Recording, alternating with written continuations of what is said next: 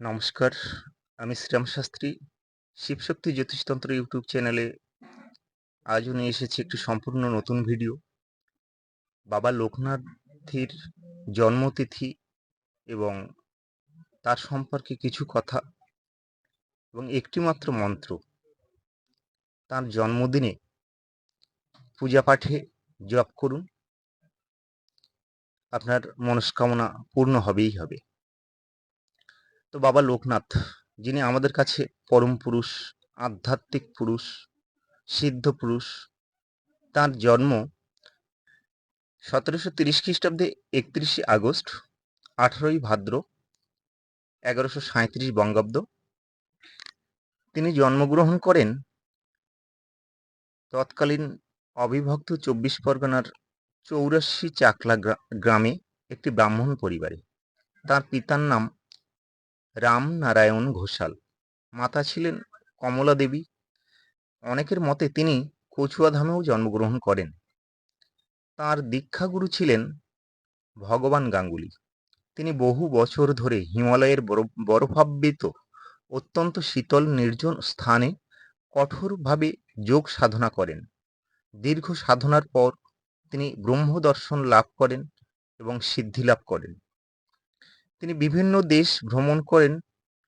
Afghanistan, Mecca, Medina প্রভৃতি স্থান অতিক্রম করে আটলান্টিক মহাসাগরের উপকূল পর্যন্ত ভ্রমণ করেন।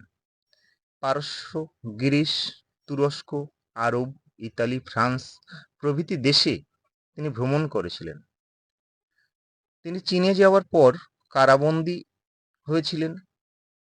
সেখান থেকে তিনি মুক্তি পাওয়ার পর অসমে চলে আসেন এবং বারদি গ্রামে বসবাস করতে থাকেন। এই সময় থেকে তিনি ব্রহ্মচারী নামে পরিচিত হন। তার আধ্যাত্মিক শক্তি সম্বন্ধে বহু কিংবদন্তি প্রচলিত আছে। কারো মতে তিনি জাতিস্বর ছিলেন। তিনি নিজ দেহ থেকে বের হয়ে সূক্ষ্ম শরীর ধারণ করতে পারতেন। আবার অন্যের মনের ভাব তিনি সাবলীলভাবে প্রকাশ করতে পারতেন। তার সংস্পর্শে বহু রোগী কঠিন ব্যাধি থেকে মুক্তি লাভ করেছেন। এমনকি অন্ধকেও তিনি দৃষ্টিদান করেছেন। 1297 সালে 19শে জ্যৈষ্ঠ অর্থাৎ 1 জুন 1890 সালে 160 বছর বয়সে তাঁর আত্মা জড় দেহ ত্যাগ করে পরমাত্মার সাথে মিলিত হয়। তিনি আমাদের কাছে যোগী মহাপুরুষ, আধ্যাত্মিক মহাপুরুষ, ব্রহ্মচারী। বাবার অনেক ভক্ত মনে করেন তিনি ভগবান শিবের একটি রূপ। আবার অনেকে মনে করেন তিনি ছিলেন আদিশক্তি মাতা কালিকা দেবীর পরম ভক্ত। তাই তো তার ভক্তরা বলেন, তুমি শিবরূপী লোকনাথ, কালী মা রূপী লোকনাথ, তুমি ব্রহ্মরূপে পঞ্চভূতে, তোমাতে রয়েছে সব দেবতা। ভক্তদের মতে তার উপাসনা করলেই মেলে সকল দেবদেবীর আরাধনার ফল। তিনি অল্পেতেই সন্তুষ্ট হন। তার পূজার বিশেষ কোনো উপকরণ লাগে না।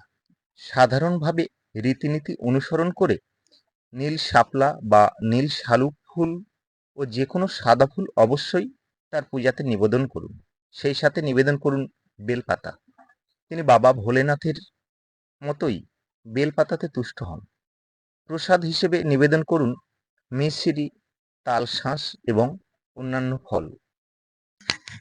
এবছর অর্থাৎ 2024 বাবা লোকনাথ বাবার জন্মতিথি আগামী 10ই ভাদ্র 1431 বঙ্গাব্দ অর্থাৎ 27শে আগস্ট 2024। এই দিন বাবার লোকনাথ পূজায় বাবার ধ্যান মন্ত্র, প্রণাম মন্ত্র করে অবশ্যই জপ করুন একটি মন্ত্র, ওং নমঃ ভগবতে যোগীন্দ্রায় লোকনাথায় নমঃ। মন্ত্রটি আবার বলছি, ওং নমঃ ভগবতে যোগীন্দ্রায় লোকনাথায় নমঃ। এই মন্ত্রটি জপ করে বাবা লোকনাথের আরাধনা করুন। সুফল অবশ্যই পাবেন। আপনার অর্থলাভ, শান্তি লাভ হবেই হবে। নমস্কার, ভিডিওটি এখানে শেষ করছি।